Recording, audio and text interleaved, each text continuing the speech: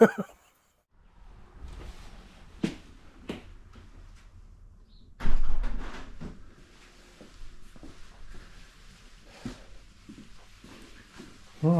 hi all, how you doing?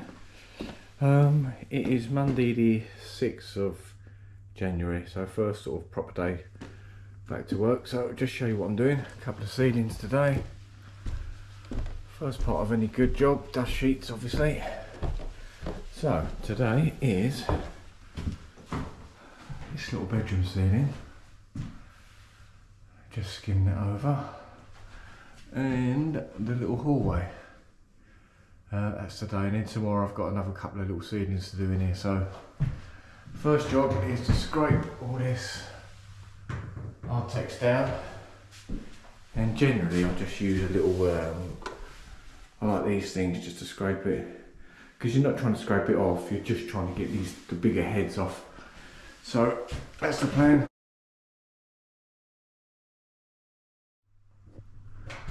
So when you're scraping these ceilings down, be as thorough as you can. You haven't got to get them, completely flat. That's not going to happen. But just take some time doing it, because that's the job really. You don't want to just give it a quick go over with a scraper and then you've got to put another 4 or 5 mil of finish on top. You want to get it as flat as you can, but without making it a ridiculous job. So, and also pay attention to the lines around the edges. When they Artex, they'll finish that line with a brush, and you'll often get a nice sort of bulge where the brush has pushed it out.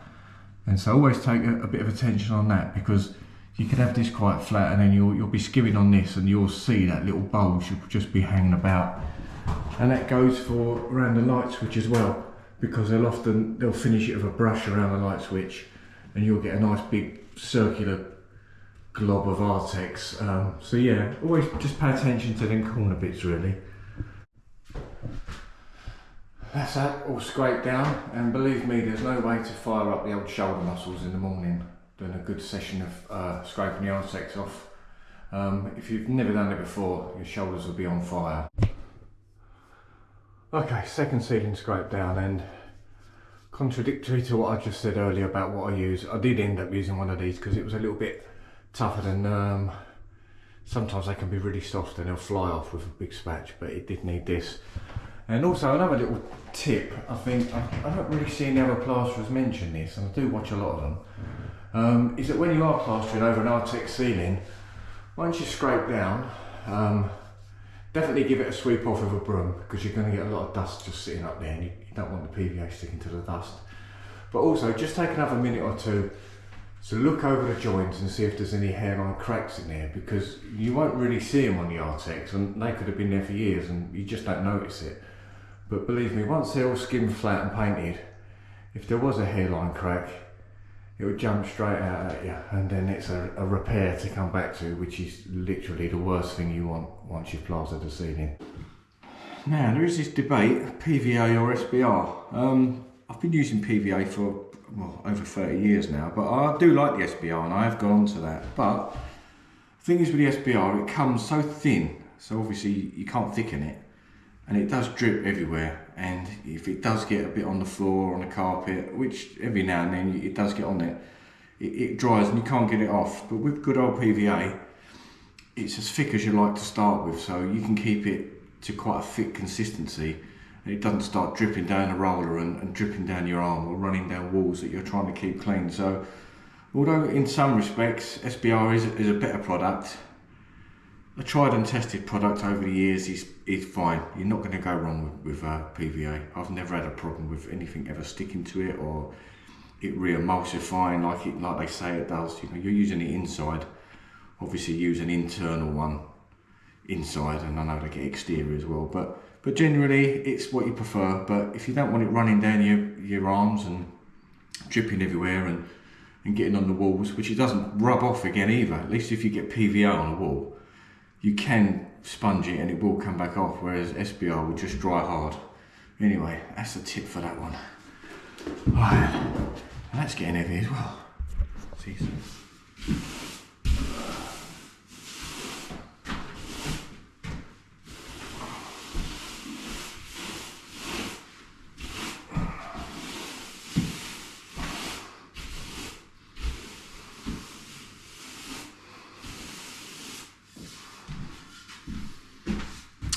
Plus PVA is a lot cheaper.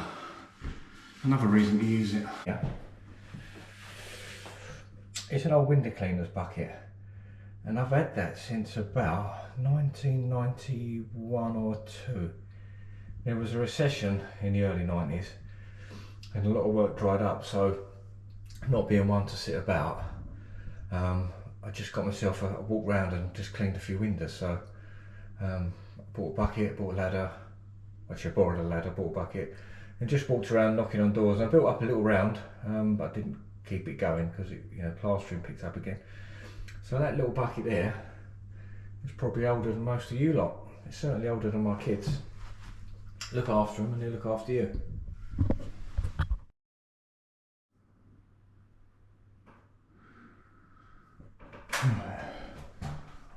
Always drop your light fittings, never leave them up there and plaster up to it. 2 reasons really. One, it just looks terrible, it looks so unprofessional. And the second reason, you're not going to get that screwed back onto that because the thread is not going to be able to meet that. So always do that. It looks shocking. Here's exactly what I was saying about finding joints. Now, once the PVA's been on, sometimes it will soak in to a joint in the board and it will show that line up darker. So there we've got a classic example. Now there's a joint along there that's maybe it was paper taped over, but it's obviously opened up. So I'll be scrimming across that now.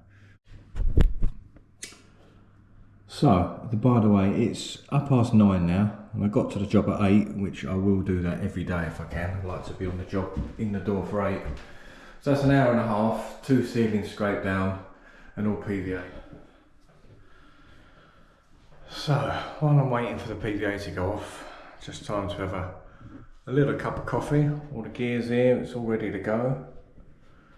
And I remember for some of you older watchers, do you ever remember that episode of Coronation Street when, it was so funny, Mavis and Derek were doing some plastering, and Derek had gone to mix the plaster up, and he said to Mavis, Mavis, in his own way, Derek, he said, Mavis, what ratio from water to plaster do I need to use? And Mavis turned to him, and in her own way she said, Derek, I don't really know. Great episode. Find it if you can.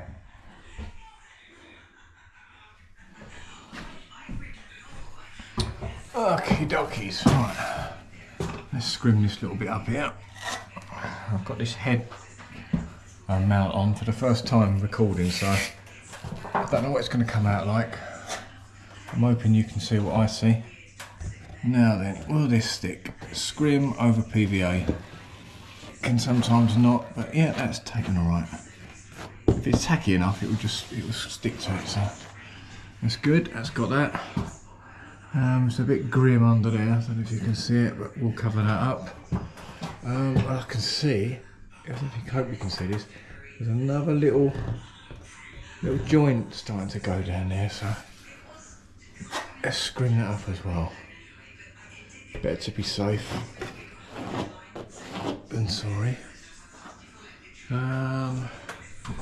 There's also a couple of pops heads, so I don't think this has never been skimmed. This is just Artex on board, so there's a couple of old clout nails popping through there, which, if you don't know what clout nails are, they were where we used to fix plaster boards before screws and screw guns come on board. It was a mouthful of clout nails and a hammer and board on your head, bang bang bang bang. That was hard work, because you didn't do the short boards either then, you only had the 8x4s, so most of the time there'd be 2 of you, but on each end of that with a mouthful of nails, and then you're taking them out and hammering them in. That was graft. It's not like today with all these lovely little props and these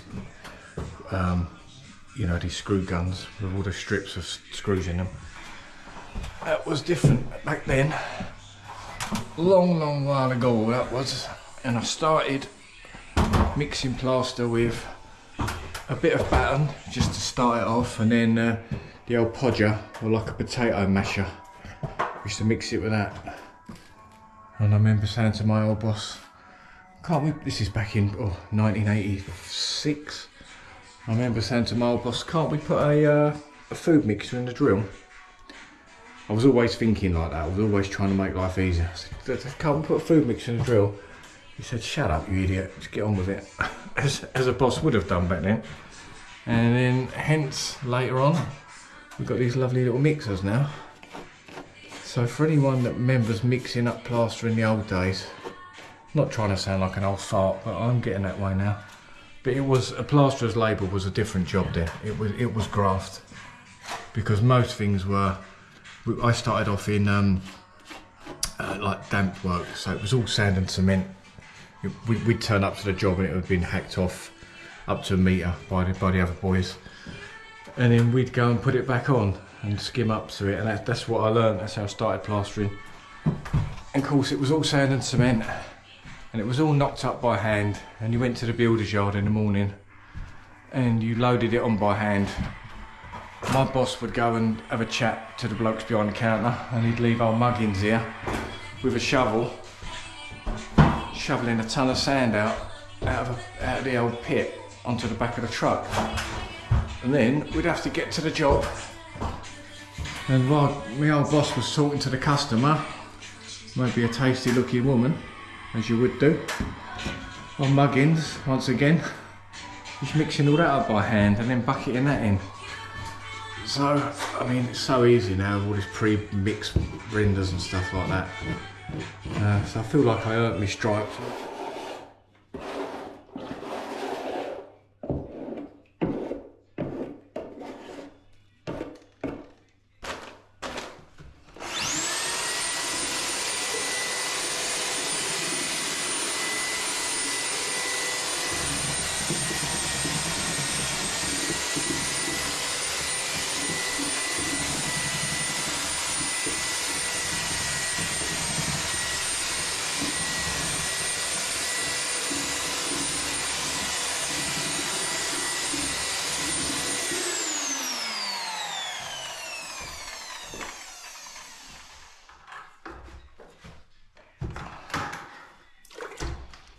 That's it. Clean off the old whiskey. Whiskey Bravo. Try and keep that as clean as you can.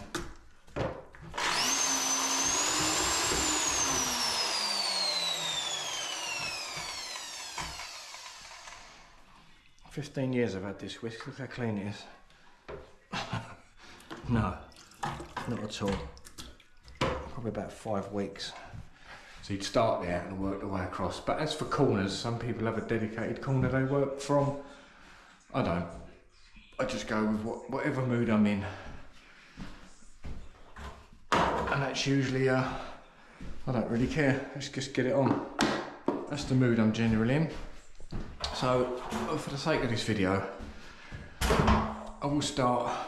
These are good, these big hop ups, get an extra length. You can pick them up like that. The ones you've got to pick up with 2 hands. Hawks are a pain in the arse. They never want to sit anywhere, they always want to fall. You balance them, they fall. You can't, you don't want to be hooking it on radiators because then you muck up the wall. Hawks are a pain in the arse. So if you don't have to put them down, don't. So these hop ups are great. One-handed wonders. So for the sake of this video, I'll just start just sort of move around there. So let's do this. A little bit first, a little dabber do ya? Right, okay.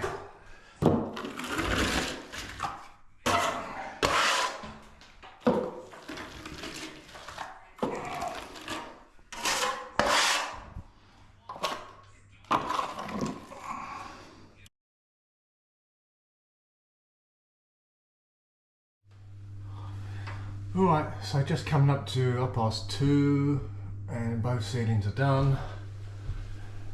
Just chucked them on at the same time. I was going to do one at a time, but I just went for it, as you do. Not big ceilings, not big rooms.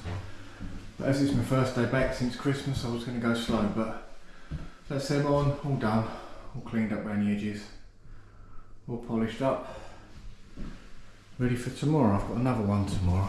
Got this little room here, which they're going to clear out for me. this little ceiling, and then I've got a little porch downstairs, so I'll end a little angled bit of ceiling there. The old bit of no man's land. So yeah, that's me done for today. I'll catch you again soon. Ta-da!